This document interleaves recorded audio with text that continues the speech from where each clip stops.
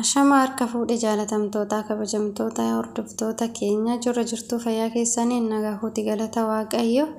Egaa har'ammoo qophii xiqqoota akkasiin qabadheen dhufeen jira. Egaa akkuma beekamu gaaddisee jechuudha warri siin daawwannan jirtanii gaaddisee fabdii. Egaa congratulation baga gammaddanii jedhanii jechuudha. Maaliif gaaddiseen jechuudha.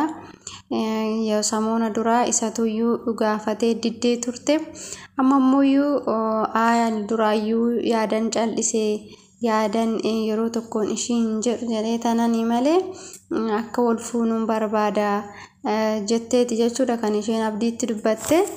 Abdiin immoo amma itti of jajuu barbaada jechuudha. Maaliif ishiin yeroo duraatiif diddee turte.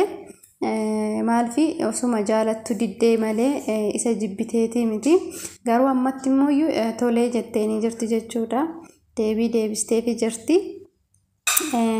Kan baay'ee namatti toludha jechuudha. Garuu immoo haalli isaan ittiin hojjetan baay'eetti illee natti tolullee garuu barumsa of keessaa qaba jechuudha. Maaliif shamarri takka osoo jaalala qabdu osoo nama san barbaadduuti immoo daftee waan tokko murteessuu hin dandeessu jechuudha. Shamarri fakkeenyaaf dhiirri tokko gaafa si fuudha wal fuuna jedhee dhiyeessuu fi isheen yeroo sanitti osuma garaan ishee heeyyamamaa ta'u garuu akka heeyyamamtuu taate himuu hin feetu jechuudha. Jaalala irrattis taanaan akkasuma jechuudha nuti shamarranii. Kuni waanuma jirudha jechuudha. Gaaddisee teenya waanuma jirudha wanni ati argisiiste. Maaliif shamarri daftee ishii tole hin jettu jechuudha. Jaalalaan isaa ta'u yeroo gaa'ila keessa seenus barbaadanii gaafa dhiirri tokko waa'ee gaa'ila itti haasa'u yookaan wal fuuna jedhuun tole jechuu dhabuu dandeessi. Akkana tole jechuu dhabuun ishiin immoo jaalala nama sanii dhabuu osoo hin taane fedhii keessa ishii jiru san gadi baastee dubbachuu dadhabuurraa kan ka'edha jechuudha. Kana ammammoo gaaddiseen isa san hundumaa dandeesse. Yaani duraayyuu yaaduma si dide malee akka dafee todhumatuun barbaada. Sin jaaladha jechaan jirti. Abdiinis immoo duraa wal fuuna jennaan nan dinnee akkamitti amma akkana jettennaan yaani durallee sin dinne waan akkasiisan jechuudha. Si diduu guyyaa osoo hin ta'in xiqqoo ishii suma xaarsoo barbaadeenii malee si diduu hin barbaadde jechaa jirti jechuudha. Egaa isaan lachuu dhugaa dubbachuuf firaanki ajaa'ibaati. Nurrattis walirrattis hojjechaa jiru jechuudha. Hedduu namatti tolu. Kuwwan keessan immoo warroonni koomentii jala deemtanii jechuudha. Rabbi abaarsa si haa godhu, rabbi dhabama si haa godhu kan jettanii jechuudha. Kuwwan immoo kan gammaduuf hin jira jechuudha. Jireenya nama maaliif inaaftu ijoolleen kun yoo wal fuudhanillee walirraa bareedu, walirraa tolu jechuudha. Amantaanis yoo gargar ta'e isaa yoo wal jaalatanii akkuma dheengaddas dubbadheen jira. Yoo isaan wal jaalatan deebi'anii wal amantaan rakkoon qabu jechuudha. Amantaani waan tokko taasifachuu danda'anidha. Kun immoo rabbi si qabe mucayyoo tanarraa gorii jedhu maal taate gaaddiseen maal taate irraa gorii jettuun abdiinis gaaddiseenis ijoollee jajjabduudha. Ijoollee jechuudha. Isaan lachuu waliif ni ta'u jechuudha.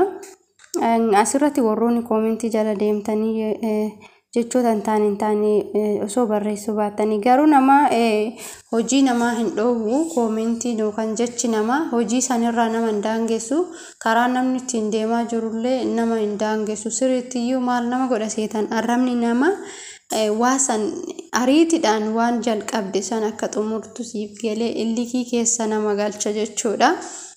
Kanarraa osoo xiqqoo warri daawwattoonni xiqqoo ishii osoo of qusattanii gaariidha.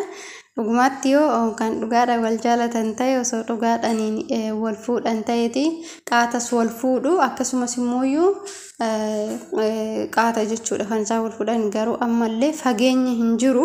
Yoo rabbii waliif isaan hiree isaan kanuma waliiti.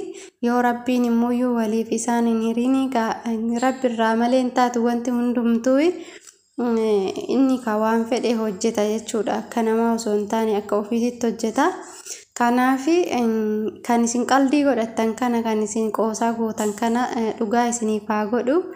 Isiniin jedha amma sirmaayyuu gaaddiseen hinaaffaa keessa galtee lolaani jirti gaafachaa jirti eessa bultee eenyu wajjin bultee jettini inni mooyyuu ani nama lama fuudhuun barbaada si'ii fi yemmanyi moonyi mucayyoon ishee wajjin hojjettu suni ishiis fuudhuun barbaada isin lachuu si fuudhuun barbaada ishiis nan jaaladha sis nan jaaladha jedhaani jechuun amantiin isaanii sin eeyyama garuu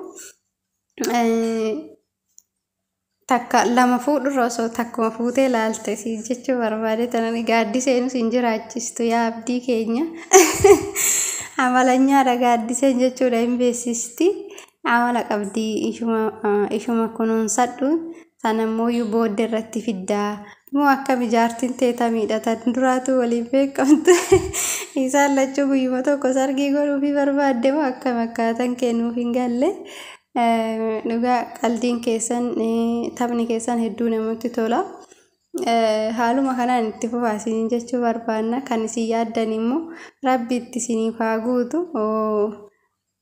Xiqqooshii gaaddiseen jarjartii yoo haasoftusi akkasumas immoo waan tokkos muddamuun dura deebii namaaf deebisuun dura keessatti ilaaluun baay'ee barbaachisaadha. Dhiira tokko gaafa waa jedhanii gaafa deebii deebisaniifis muddamuun baay'ee barbaachisaa miti suutuma jedhii inni qabdaa.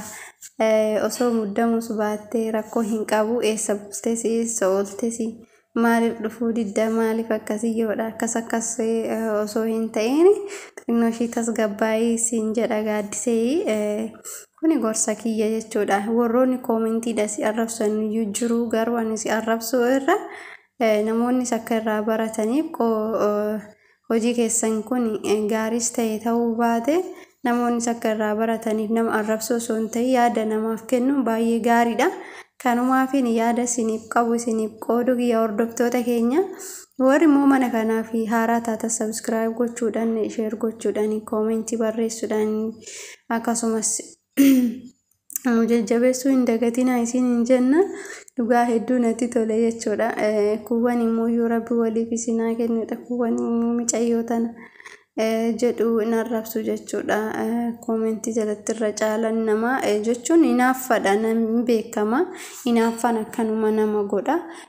Tariitii osoo ani kan isaa ta'ee jechuun takkasiin jirti jechuudha. Shamarran keenya keessattuu inti shamarran mana madaami kun waa baay'ee hinaafna kanatti damalee silaati kuni wanta nama arrabsiisu wanta nama baarsisiisu hin qabu.